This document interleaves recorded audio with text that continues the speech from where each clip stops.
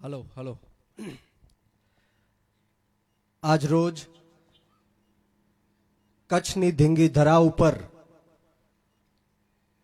રાજભાઈ માના પવિત્ર સાનિધ્યમાં આમ આદમી પાર્ટી ખેડૂત મહાપંચાયતમાં ઉપસ્થિત મંચ ઉપર બિરાજમાન આમ આદમી પાર્ટી ગુજરાત પ્રદેશ અધ્યક્ષ ખેડૂતોના મસીહા અને આપણા સૌના ટાઈગર એવા ઈસુદાનભાઈ ગઢવીજી, યુવાનોના પ્રેરણા સ્ત્રોત, યુવાનોના માર્ગદર્શક એવા આપણા સૌના લોક લાડીલા વિસાવદરના ધારાસભ્ય એવા ગોપાલભાઈ ઇટાલિયાજી, એવા જામજોધપુરના એક યુવા ક્રાંતિકારી આજે આપણી વચ્ચે ઉપસ્થિત થયું છે ત્યારે આપણે સવે તાજેતરમાં જે બોટાદમાં હળદળ ગામમાં જે કડદા આંદોલનમાં જે બનાવ બન્યો, ઘટના થઈ, એમાં 85 કરતા પણ વધારે ખેડૂતો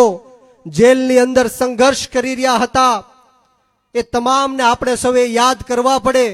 આપણા આમ આદમી પાર્ટીના ખેડૂત નેતા એવા રાજુભાઈ કરપડા, ફ્રન્ટલ અધ્યક્ષ પ્રવીણભાઈ રામ, રાજુભાઈ બોરખતરિયા, રમેશભાઈ મેર, પિયુષભાઈ પરમાર અને સાથોસાથ 85 જેટલા ખેડૂતો અને આમ આદમી પાર્ટીના નેતાઓ જેમણે ખેડૂતોના હક અધિકાર અને ન્યાય માટે જેલની અંદર સંઘર્ષ કર્યો છે, એમની માટે એકવાર જોરદાર તાળીઓ થઈ જાય. મિત્રો, વિશેષ વાતો નથી કરવી, પરંતુ જે રીતના કચ્છ જિલ્લાની અંદર કચ્છના લોકોને ડરાવવાની અને ધમકાવવાની જે પ્રક્રિયાઓ ચાલે છે, જ્યારે જ્યારે પણ આમ આદમી પાર્ટીની સભાઓ હોય, આમ આદમી પાર્ટીના નેતાઓ આવતા હોય, મીટિંગો હોય, ત્યારે ત્યારે ધંધા રોજગાર ઉપર પ્રહાર થાય છે, ધાક ધમકીઓ આપવામાં આવે છે, ખોટા કેસો કરવાની બીકરાણીઓ બતાવવામાં આવે છે, જેલમાં પૂરવાની બીકરાણીઓ બતાવવામાં આવે છે. ત્યારે આ જાહેર મંચ ઉપરથી આ ભ્રષ્ટાચારી ભારતીય જનતા પાર્ટીના નેતાઓને કહેવા માંગીશ કે તમે ગમે એટલો ન્યાય કરો, અત્યાચાર કરો, ખોટા કેસો કરો કે જેલમાં નાખો, પરંતુ આ આમ આદમી પાર્ટી તમારી સામે છેલ્લા શ્વાસ સુધી લડી લેવા માટે અમે તૈયાર છીએ. આ આમ આદમી પાર્ટી આંદોલનની કોખમાંથી જન્મેલી પાર્ટી છે. ગરમ તપતી ભઠ્ઠીમાંથી નીકળેલા અમે લોકો છીએ. અમે કોઈનાથી ડરતા કે ગભરાતા નથી.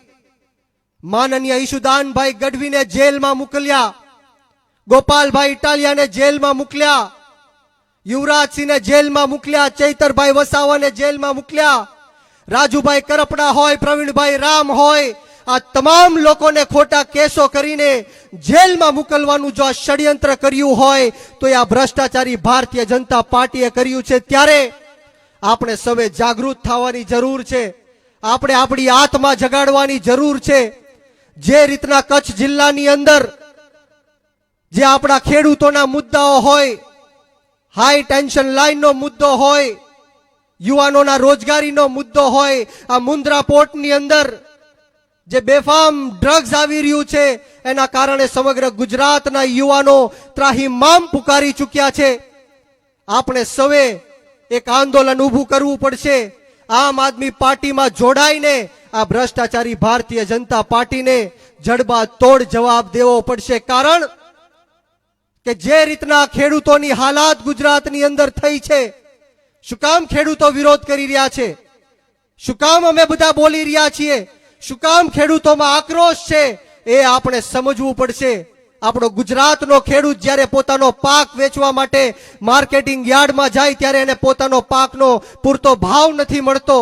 આ ખેડૂતોને સિંચાઈના પાણી માટે લાચારી કરવી પડે છે, ભીખ માંગવી પડે છે. ત્યારે આમ આદમી પાર્ટીએ 10 જેટલા મુદ્દાઓની સાથે લડત લડવાનું નક્કી કર્યું છે. ત્યારે આપણે સૌએ સાથે મળીને આ ગુજરાતના 54 લાખ ખેડૂતોનું દેવું માફ થાય, ખેતરે ખેતરે સિંચાઈનું પાણી પહોંચે, MSP કાયદો બનાવવામાં આવે, કૃષિ પંચ અને લાંબા ગાળાની કૃષિ નીતિઓ બનાવવામાં આવે, આ 85 ખેડૂતો ઉપર જે ખોટા કેસો થયા છે એ કેસો પાછા ખેંચવામાં આવે, એ માટે આપણે સૌએ સાથે મળીને ગુજરાતના 54 લાખ ખેડૂતોએ એક થઈને આમ આદમી પાર્ટીમાં જોડાઈને ગાંધીનગરનો માર્ગ અપનાવવો પડશે, આંદોલન કરવું પડશે અને જરૂર પડે તો વિધાનસભાનો પણ ઘેરાવ કરવો પડશે.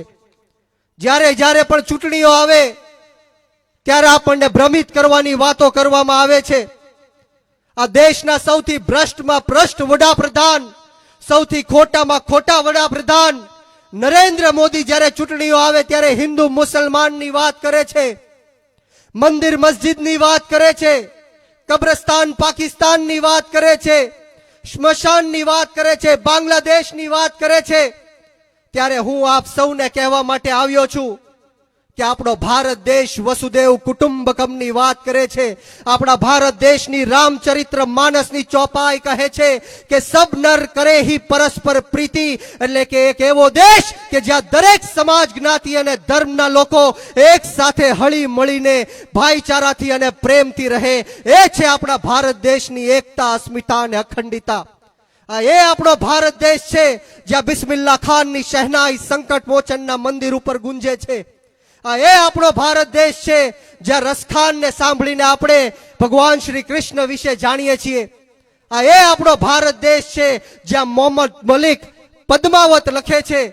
એ આપણો ભારત દેશ છે જ્યાં મોહમ્મદ રફી સાહેબ ગાય છે કે સુબ કે સબ સાથી દુઃખ में ना कोई, तेरे नाम मेरे नाम એક સાચા દૂજા ના કોઈ. આ છે આપણા ભારત દેશની એકતા. ત્યારે આપ સૌને હું વિનંતી કરવા માટે આવ્યો છું કે નાત જાત ભેદભાવ ભાષા ધર્મ જ્ઞાતિ જાતિ બધું જ ભૂલીને આપણે સૌએ એક થઈને જે રીતના વિસાવદરની અંદર દરેક સમાજ જ્ઞાતિ અને ધર્મના લોકોએ એક થઈને ખેડૂત પુત્રને એક યુવાનને વિધાનસભાની અંદર મોકલ્યો, એવી જ રીતના સમગ્ર ગુજરાતના તમામ સમાજ જ્ઞાતિ અને ધર્મના લોકોને આ મંચના માધ્યમથી આહવાન કરું છું, હાકલ કરું છું કે સમય આવી ગયો છે ખેડૂતોના હક માટે બોલવાનો, સમય આવી ગયો છે યુવાનોના અધિકાર માટે બોલવાનો, આપણા ભવિષ્ય માટે અને આપણા બાળકોના ભવિષ્ય માટે લડાઈ લડવાનો.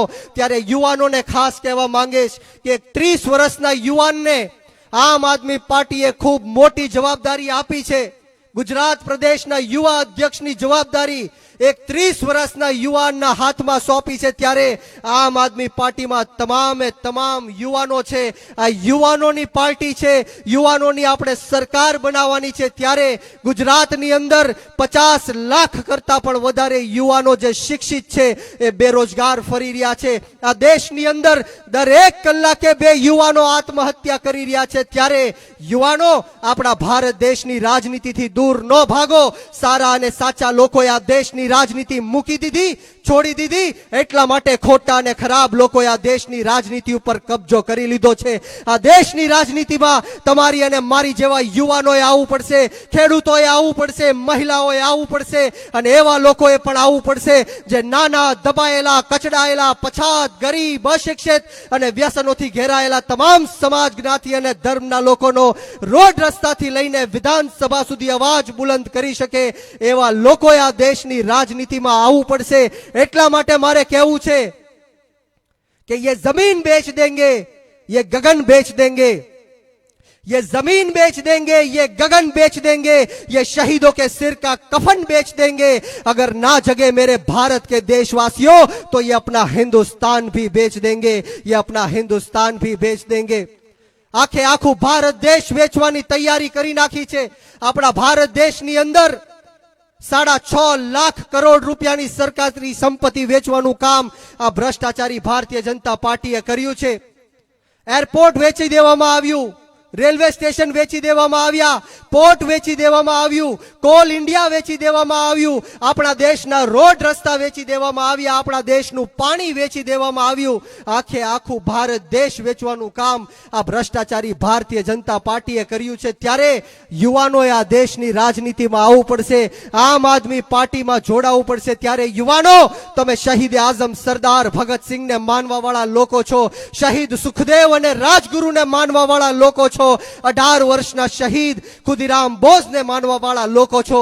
યુવાનોએ જ્યારે કુરબાની આપી ત્યારે જઈને આ દેશમાંથી અંગ્રેજોની ગુલામીમાંથી આપણે મુક્ત થયા. યુવાનોએ જ્યારે શહીદી આપી ત્યારે જઈને આપણું દેશનું લોકતંત્ર અને સ્વતંત્ર બચ્યું. અને આજે જ્યારે આપણો ભારત દેશ ખતરામાં છે, ભારત દેશનું સંવિધાન જે ડોક્ટર બાબા સાહેબ ભીમરાવ આંબેડકરે આપણને આપ્યું છે એ ખતરામાં છે, આપણા ખેડૂતો, યુવાનો, મહિલાઓ ખતરામાં છે, ત્યારે આપણે સૌએ આમ આદમી પાર્ટીમાં જોડાઈને અરવિંદ કેજરીવાલ સાહેબની આંગળી પકડીને આગળ ચાલવાનું છે. હું હર હંમેશ કહું છું કે ઉત્તરથી લઈને દક્ષિણ સુધી, પૂરબથી લઈને પશ્ચિમ સુધી જો કોઈની પાસે ભ્રષ્ટાચારની દવા હોય, જો કોઈ ભ્રષ્ટાચારનો કાળ હોય તો એનું માત્ર એક જ નામ છે અને એ નામ અરવિંદ કેજરીવાલ અને આમ આદમી પાર્ટી છે. આપણે સૌએ એમની આંગળી પકડીને આ દેશની રાજનીતિમાં ચાલવાનું છે. હું મારું સમયનું દાન દઉં છું. અગાઉના વક્તાઓને ગોપાલભાઈ ઇટાલિયાને, ઈશુદાનભાઈ ગઢવીને, હેમંતભાઈ ખવાને સાંભળવાના છે. ત્યારે આપ સૌએ જેટલું સુંદર મજાનું આયોજન કર્યું છે તે બદલ તમામ કચ્છ જિલ્લાની ટીમને આ તકે હું ખૂબ ખૂબ આભાર વ્યક્ત કરું છું. ને આવો સાથ સહકાર અને પ્રેમ